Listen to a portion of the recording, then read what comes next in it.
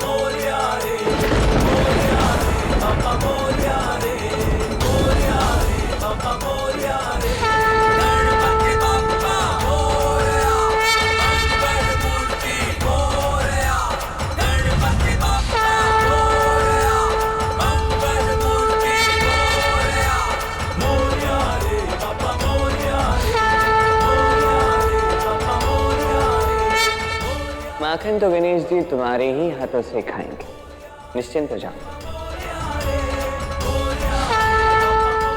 ये सच्चे भक्त की श्रद्धा ही है राधे, जो भगवान को भी साक्षात प्रकट होने पर बाध्य कर देता है। ये तो चमत्कार हो गया। चमत्कार है।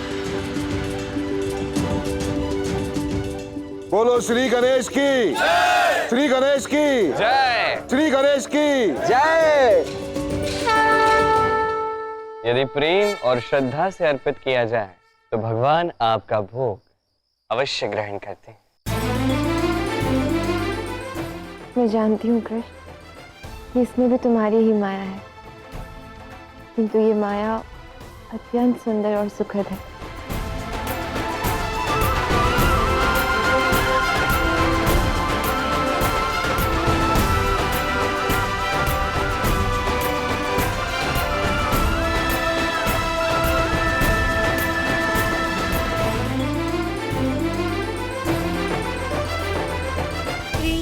मेरे लड्डू गोपाल, मैं जितना भी प्रयास क्यों ना करूं तुमसे और तुम्हारे प्रेम से दूर रहने का, तुम सदैव उतना ही अधिक मेरे हृदय और मेरे मन में रहते हो।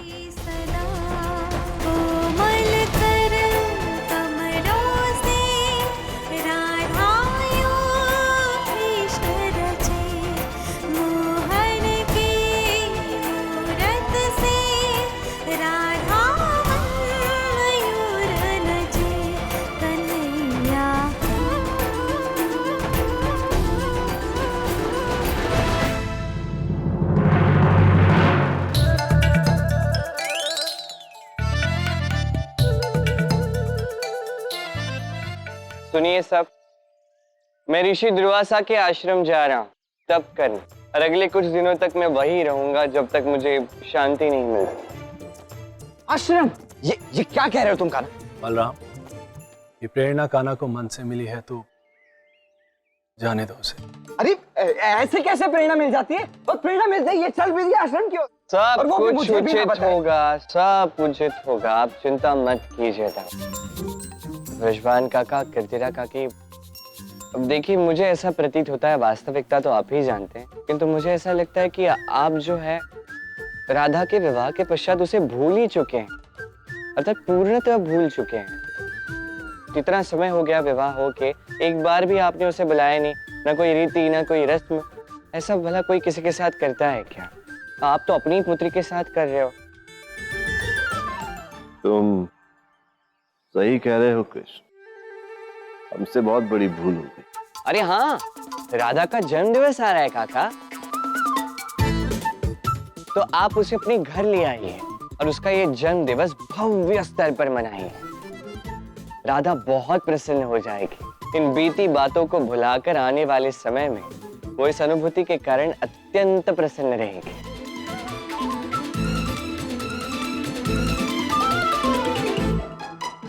बिल्कुल सही कहा तुमने, बड़ा ही उत्तम सुझाव है ये कृष्ण। अच्छा, अब मुझे आज्ञा दीजिए, मैं चलता हूँ।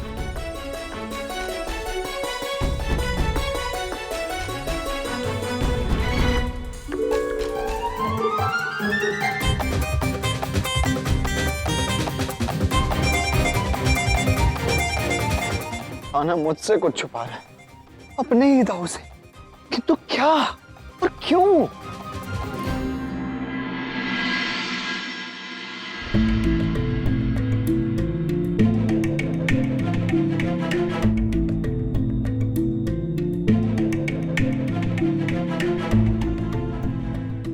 आप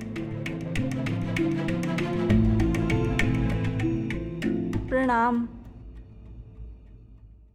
आप कौन है? मेरा नाम चित्रा है। मैं एक पथिक हूँ, दूर जगन्नाथ मंदिर की यात्रा पर हूँ। इस दीर्घ और कठिन यात्रा से थक चुकी हूँ, तो कुछ दिन विश्राम के लिए आपके गांव में रुकने की इच्छुक हूँ। यदि आपके यहाँ मेरे लिए कोई स्थान उपलब्ध हो तो। तुम ऐसा करो, यहीं हमारे घर में हमारे साथ रहो। आपका बहुत बहुत धन्यवाद महाराज, किंतु मैंने एक प्रण लिया है, जब तक मैं अपना पश्चाताप पूर्ण न कर लूँ तब तक मैं अपना मुख किसी को नहीं दिखाऊंगी। ये छलिया कृष्ण कहीं लड़की का भेष बदल कर तो नहीं आ गया? इतना ढोंग करता है ये कृष्ण, जब देखो लड़की बन के आ जाता है। तुम चिंता मत करो, तुम्हारी इच्छा का यहाँ पूरा सम्मान किया जाएगा।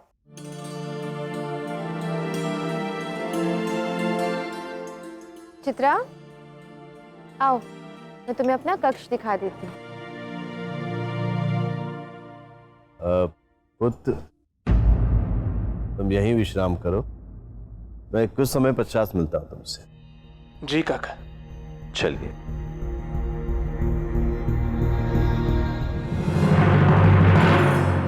आओ आओ।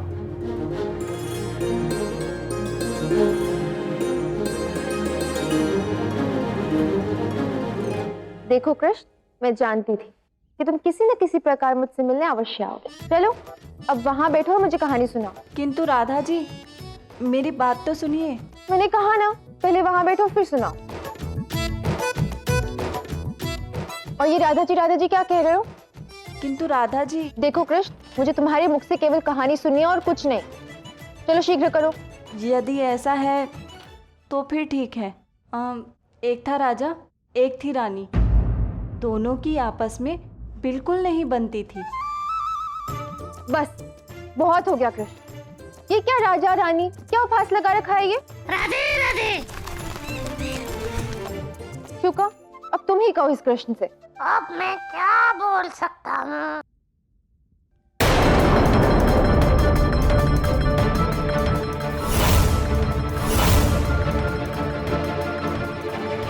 ये क्या कर दिया कृष्ण? हमें 7 पग की दूरी रखनी थी ना, तुमने मेरा वचन भंग कर दिया कृष्ण।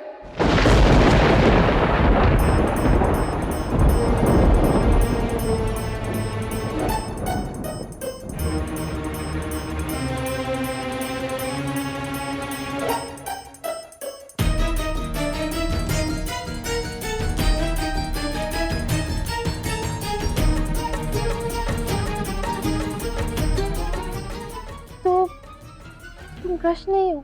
मैं कब से आपको यही बताना चाहती थी। तो तुम हो कौन?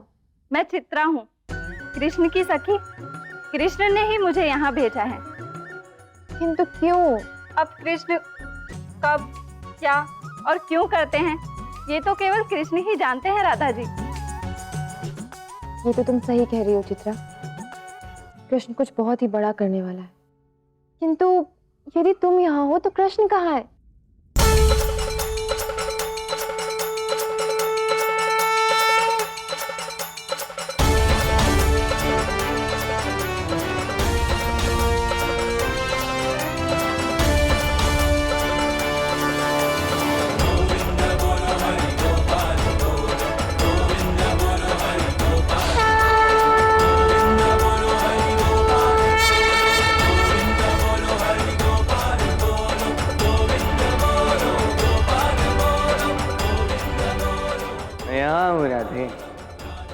आ रहा हूं तुम्हारे पास एक नए रूप में अपना वचन पूर्ण करने, अगली कहानी सुनाने मैं आ रहा हूं।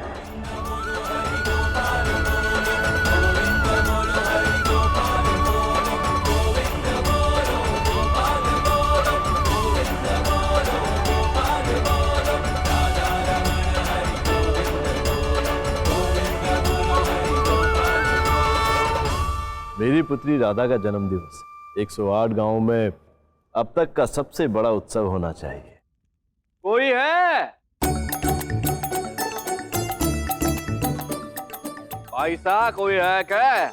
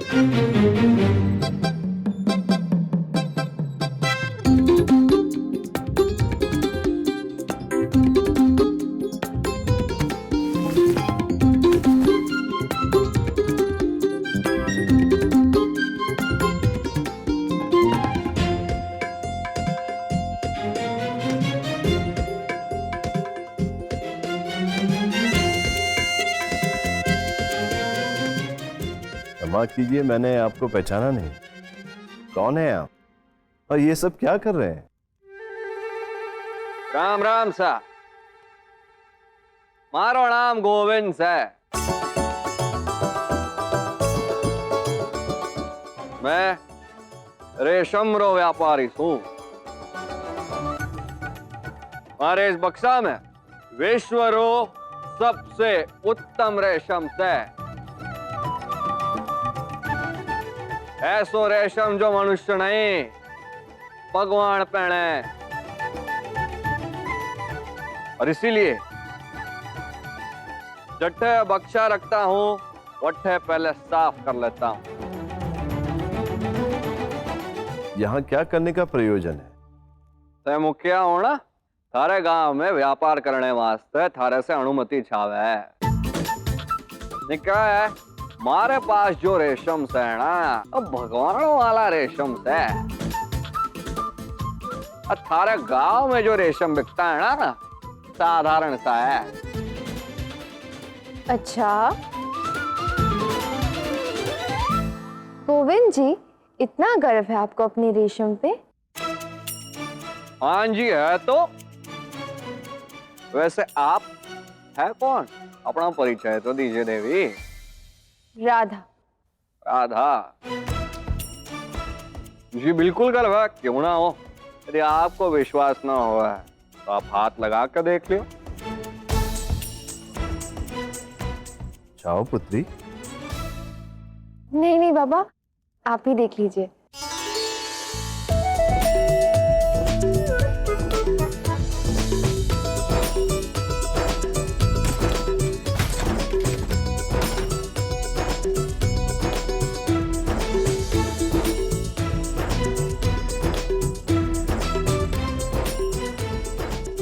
ओ रुको भाई साहब, अरे हाथ तो साफ है ना? अच्छी हंसी ठिठोली कर लेते हो पुत्र। साफ है।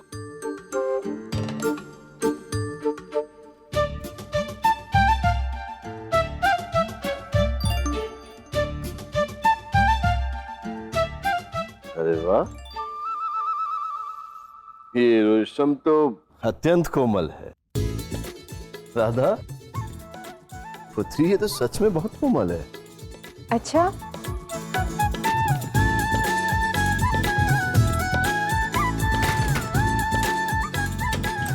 ठीक है, तुम एक काम करो, हाट में मत जाओ। यहाँ मेरा जन्म उत्सव मनाया जाने वाला है, तो तुम यहीं रहकर अपने रेशम से कुछ भव्य और दिव्य करो, तभी हम मानेंगे कि तुम्हारा रेशम तुम भगवान को भी बेचते हो, कि तुम्हारी कला अप्रतिम है।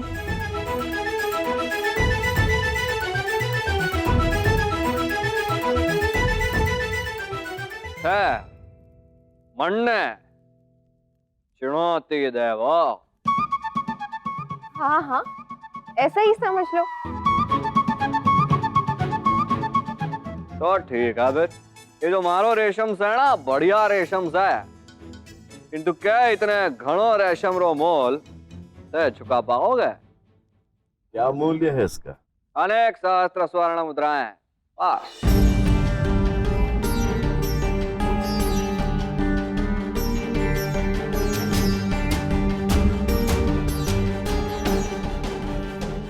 क्या हुए? इतना सारा धन नहीं है ना तारा पास? कोई बात नहीं, वैसा होता है।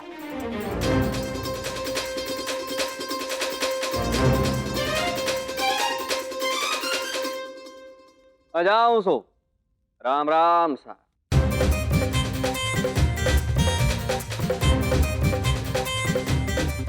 कृष्ण, ये कैसी लीला कर रहे हो?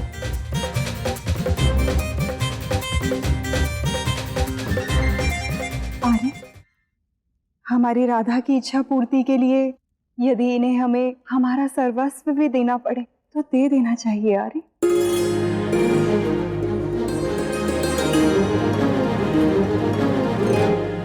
रुको गोविंद,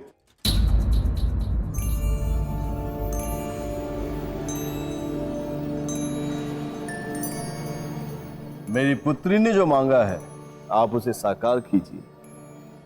इसके लिए मैं अपनी संपूर्ण संपत्ति, अपना घर, सब कुछ देने के लिए सज्ज हूं।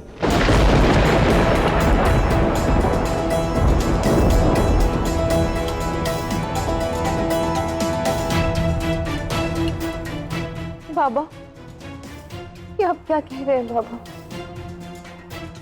मेरी पुत्री की इच्छा के सामने तो ये कुछ भी नहीं है।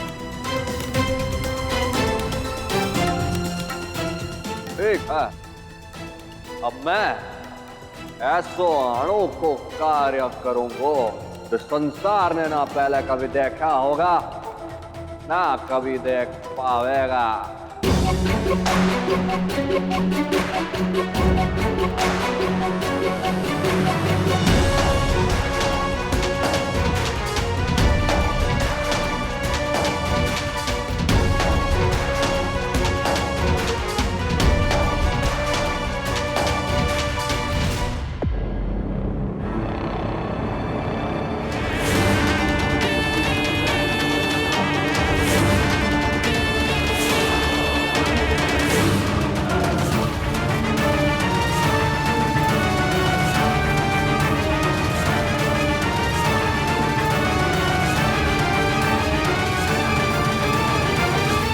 ये कैसे संभव है?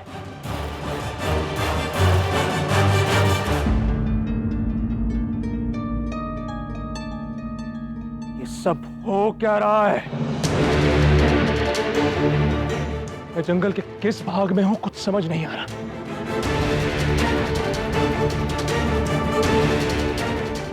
अवश्य ही कोई माया है।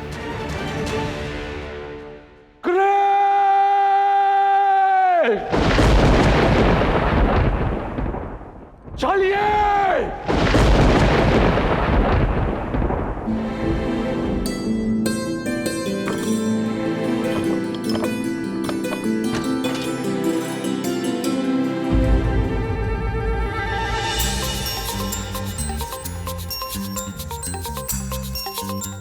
तुम यहाँ?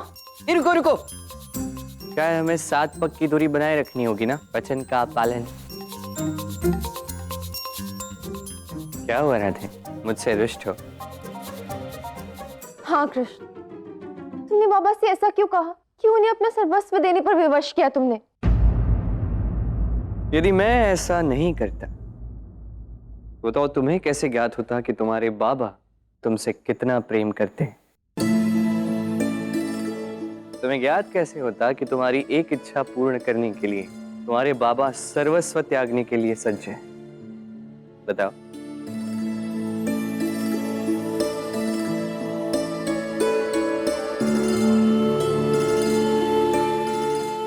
हाँ कृष्ण, आज जो प्रेम मैंने बाबा में देखा कदाचित वो कभी नहीं देख पाती। तुमने जो कहा कितनी सरलता से मान लिया उन्होंने, यहाँ तक कि अपना सर्वस्व त्यागने के लिए सज्ज हो गए वो। और ये हमारे साथ होता है राधा। कई बार हमें लगता है कि हमारे साथ जीवन में कुछ अनुचित हो रहा है, कोई हमारा अपमान कर रहा है, किंतु यदि उस क्षण हम अपना दृष्टिकोण बदल कर देखें तो हम जानेंगे कि जो भी हमारे साथ हुआ वो हमारे लिए कितना सही था। जो क्षण जीवन में जीने का अवसर हमें मिला वो कदाचित हमें कभी मिल नहीं पाता। मैं समझ गई, अब और ज्ञान मत दो, चलो वहां बैठो और मुझे कहानी सुनाओ। ठीक है।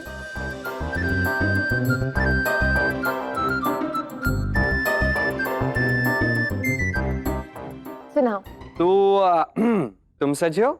हाँ। तो एक था राजा, एक थी रानी।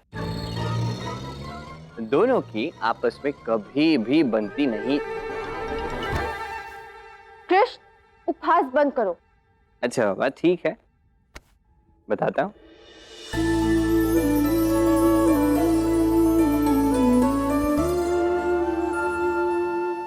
मत्स्य अवतार नारायण और कल्याणी लक्ष्मी दोनों ने साथ मिलकर प्रलय में समस्त प्राणियों की रक्षा की, उनके प्राण बचाए और फिर इस ब्रह्मांड में पुनः संतुलन स्थापित किया। अब समय आ गया था नारायण और लक्ष्मी के मिलन का, और वही अब विरह में परिवर्तित होने जा रहा था। नारायण इस परिस्थिति से अवगत थे, किंतु लक्ष्मी,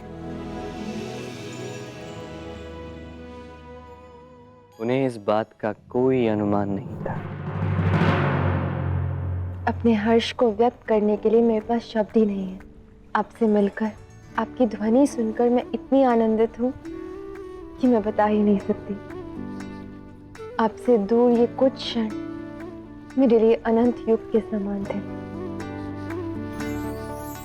जब हृदय में अथाह प्रेम हो और यदि सारा ध्यान उसी प्रेम पर केंद्रित करो तो विरह के ये अनंत युग, ये भी कुछ क्षण समान ही लगते हैं। किंतु नारायण, आप ही मुझे चंचला नाम से संबोधित करते हैं ना, तो भला ये चंचला ध्यान कैसे लगा सकती है?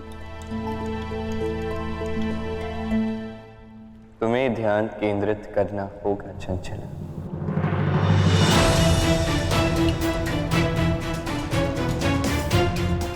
क्या हुआ नारायण, आप इतने गंभीर क्यों हैं? क्या होने वाला है?